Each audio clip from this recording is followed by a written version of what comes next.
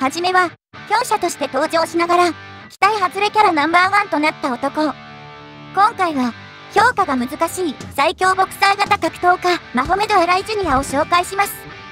動画の後半では、負け続きの戦績とアライジュニアをしばいてほしいキャラを選出。アライジュニアを号泣させたい人は、拳を握り、高評価にコンビネーションブロー。あなたのお気に入りのキャラを、ぜひコメントで教えてくださいね。伝説のボクサーの父を引退に追い込み、父の成し得なかった剣闘術を完成させた神の子マホメド・アライジュニア。父譲りのボクシングテクニックは、たとえ分かっていてもかわせないほど。シャープで重いパンチは、強敵たちの意識をあっという間に失わせるんです。特筆すべきは、その正確性。ピンポイントで、顎に攻撃をヒットさせ、脳をグワングワン揺らします。大きなダメージを与えずに意識だけを失わせる技には、渋川豪輝も絶賛しました。なかなか寝つけない夜にぴったりですね。アライジュニアは余力、体力は並ですが、そのテクニックと瞬発力は高いです。ちょっぴり精神的にも未熟な若者なので、今後の成長は期待できそうです。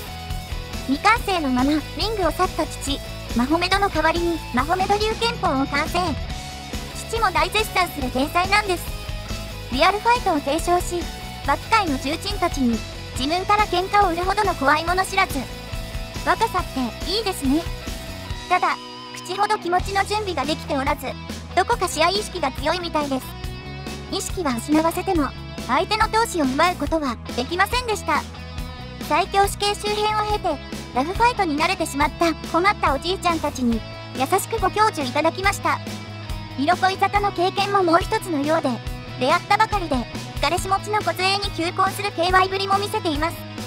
いいところを見せようと、カッコつけすぎ、言い訳しまくりで、カッコ悪とバッサリ切られてしまいました。スカッとした反面、切なさも感じましたね。はじめは強いって期待させながら、最後は驚異の5連敗。バキキャラの連敗記録を更新しました。記録樹立、おめでとうございます。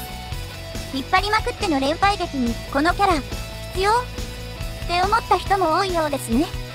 結局、バキ対裕次郎のかませとなりました。実は、バキシリーズの中で最も引っ張ったかませ犬はアライジュニアなんです。コミックの18巻で初登場し、なんと31巻まで引っ張り続けるんです。強くて爽やかな好印象キャラとして活躍し、その後、主役級の扱いを受けるんです。バキ以外で、ここまでの扱いを受けたキャラはアライジュニアが初めて。裕次郎すらも、ショートストーリーでクローズアップされたくらいでした。ただ、そのショートストーリーの人気がものすごいみたいですね。大々大祭では、次のストーリーでメインを張るオリバスらも霞むような大活躍。全く苦戦すらしなかったんです。この VIP 待遇で、バキ編でのラスボスとなることが予想されました。しかし、大々大祭以降、作者の態度がガラッと変わったんです。気分屋さんって噂がありますよね。渋川豪輝、オロチドッポに勝利した後、連敗態度をまっしぐら。なんと5連敗もしてしまうんです。しかも、どの敗戦も救いようがないほどの負けっぷりなんです。バキとの最終戦も、本当にラスボスにしていいのっていうくらいに盛り下がってしまいました。実は、作者は、もともとジャックと好勝負させたかったらしいんですが、どうしても勝つイメージが見つからなかったそうなんです。ジャックとぶつけてみたが、やっぱりダメ。勝てないキャラは使い勝手が悪く、作者が飽きてしまうといういつもの悪い癖が出てきた模様。バキ史上最悪の負け犬キャラの出来上がり。読者のフラストレーションが大爆発してしまうという緊急事態となりました。実は、短い期間にもかかわらず、アライジュニアは数多くのバトルを経験しているんです。最初の相手は半馬裕次郎。子供の頃になんと戦いを挑むんです。デコピン一発で乗されながらも、泣かずに裕次郎を見据えていました。裕次郎からお墨付きまでもらうんです。次の相手は、総合格闘技ジャンプのデイブ。ハイキックにカウンターを合わし、タックルに左アッパー、右ストレート。秒殺で KO してしまいました。続いては、半馬裕次郎との対戦。あの裕次郎に本気で来いとアピールします。床に寝そべる裕次郎。新井ジュニアに難問をふっかけるんです。裕次郎にポーチプレーを仕掛けた新井くん。まさかの展開に裕次郎もびっくりです。中国武術家とは来々大祭出場をかけます。同じように床に寝そべる武術家さん。ノリのいい新井ジュニアに蹴りでご挨拶。すべてかわされ、逆にパンチを食らいます。立ち上がったヒゲおじさんに容赦のない連続パンチで KO をしました。本戦ではジョッカイ王と対戦します。いきなり飛び出た金的パンチ。まともに入っていたそうですね。猛攻するもカウンター一戦。誠に申し訳ございませんが、進出はあちらでございます。続いての相手は反海王。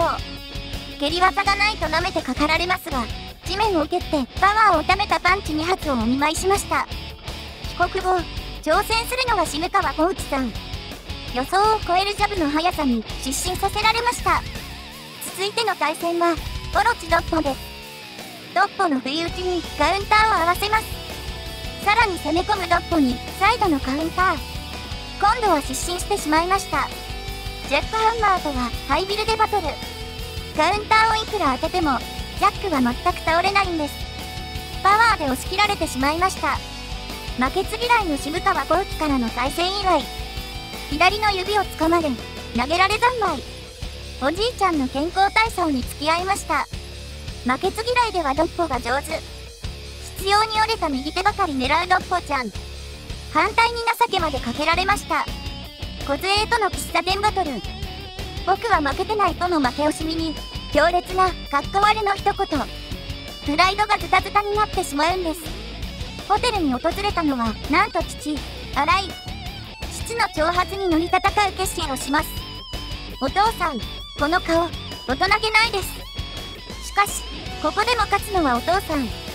手加減もせず、息子をめった打ちにしました。最後の締めはガキでした。新井ジュニアのパンチをかわし、カウンター一戦。花山の名言をバキがパクるんです。まだやるかい？やる気を見せた彼に無情の金的攻撃。殺す気でチョークをかけるんです。新井が止めていなければ、確実に命を失っていました。どこかあのちゃんの新井ジュニアに、本気で説教をかませる相手は、芝千春でしょう。各上相手でも、根性のみで戦う姿は、見ていてもスカッとしますね。自分の身体を犠牲にしてまでも戦う芝千春の姿勢は、ぜひとも見習ってほしいですね。あのアイアンマイケルにも勝った千春。新井ジュニアにも、しっかり根性を入れてやってくださいませ。しばらく芝千春と行動を共にすれば、千春のかっこよさがわかるはず。その上でのタイマン勝負。殴られても殴られても立ち上がって攻撃を仕掛ける千春に、きっと勝機はあるはずでしょう。千春にしばかれて男を磨いてください。